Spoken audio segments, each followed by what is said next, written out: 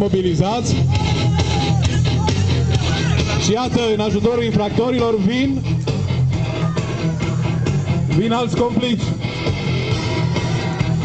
Jandarmii sunt pregătiți să facă față situației, îi imobilizează pe atacatori și în ajutorul lor vine patrula mobilă. Patrula mobilă îi încătușează pe atacatori și iată cum în câteva clipe atacatorii au fost imobilizați. Să-i aplaudăm!